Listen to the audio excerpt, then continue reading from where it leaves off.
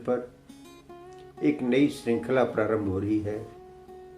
इसमें हम कुछ कहानियाँ पढ़ेंगे, सुनेंगे, जो हमारे जीवन को बहुत प्रभावित करती हैं।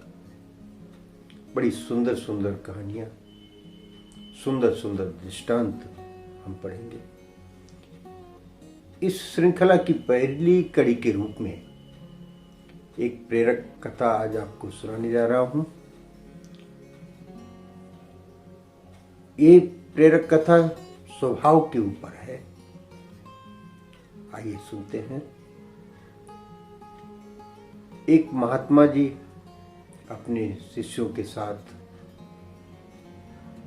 नदी में स्नान कर रहे थे।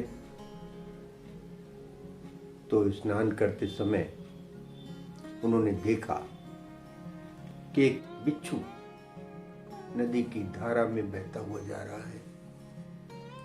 महात्मा जी ने सोचा, नदी की धारा में बहता हुआ जाएगा तो बिच्छू की मृत्यु हो सकती है, वो मर सकता है, उसे हानि हो सकती है।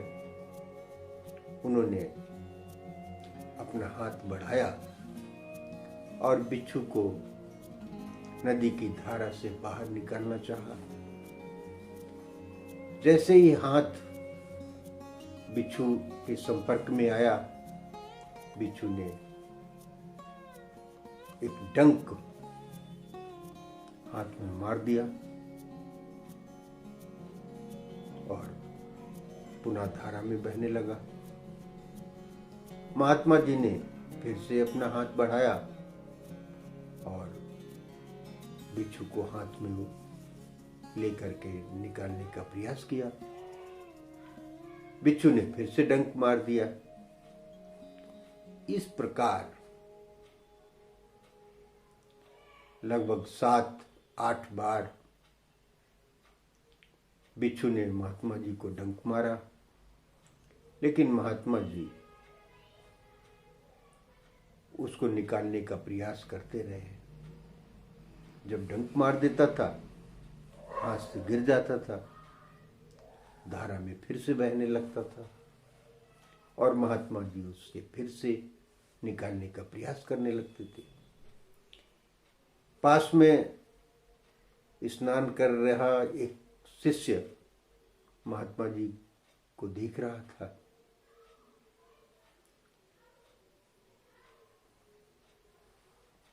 आखिर में महात्मा जी ने बिच्छू को धारा से बाहर निकाल दिया और सूखे स्थान पर छोड़ दिया। लेकिन बिच्छू के बार बार डंक मारने से महात्मा जी को पीड़ा हो रही थी। शिष्य ने महात्मा जी से पूछा, गुरुजी, जब ये बिच्छू आपको बार बार डंक मार दे रहा था तो आपने इसको क्यों निकाला, बह जाने देते। महात्मा जी ने कहा, नहीं, हम बिच्छू को नदी की धारा में बहते हुए नहीं देख सकते थे। शिष्य ने प्रश्न किया, क्यों? जब वो धारा से निकलना नहीं चाह रहा था और आपको बार बार डंक मार रहा था, तो उसे क्यों नहीं बहने दिया जा सकता है? महात्मा जी ने कहा, डंक मारना तो बिच्छू का स्वभाव है, उसका स्वभाव है, उसकी प्रकृति है, इसलिए वो डंक मारना नहीं छोड़ता।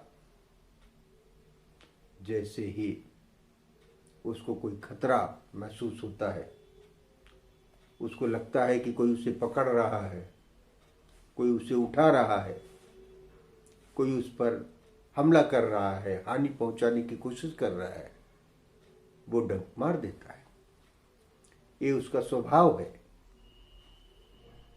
लेकिन हमारा भी तो कोई स्वभाव है। हमारा स्वभाव है कि हम प्राणियों की रक्षा करें, हानि से उन्हें बचाएं, जो संकट में है उसकी सहायता करें। तो जब बिच्छू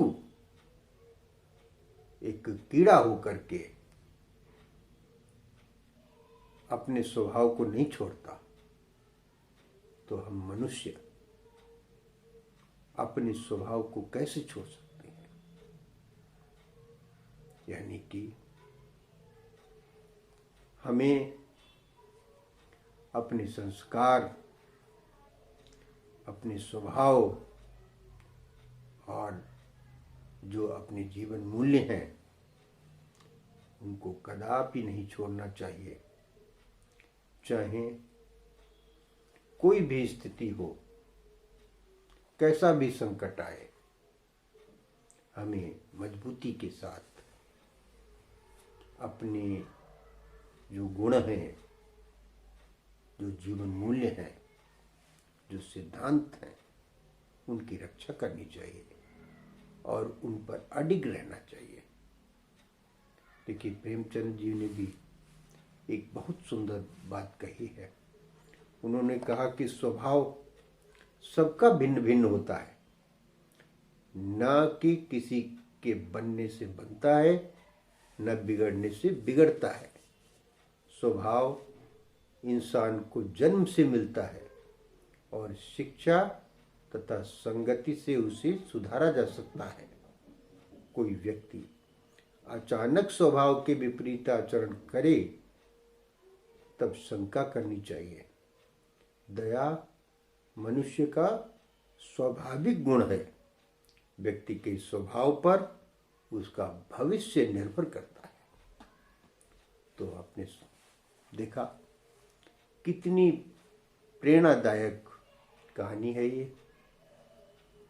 ऐसी ही सुंदर सुंदर कहानियाँ, प्रेरणादायक कहानियाँ लेकर के मैं हाजिर होता रहूँगा और आप जरूर सुनिएगा इन कहानियों को और अपनी राय दीजिएगा कि आपको ये कहानी कैसी लगती है और किस तरह की कहानी आप सुनना चाहते हैं।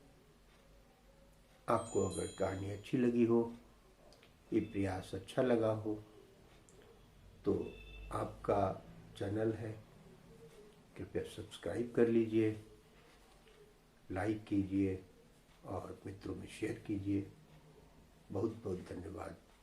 हम मिलते रहेंगे।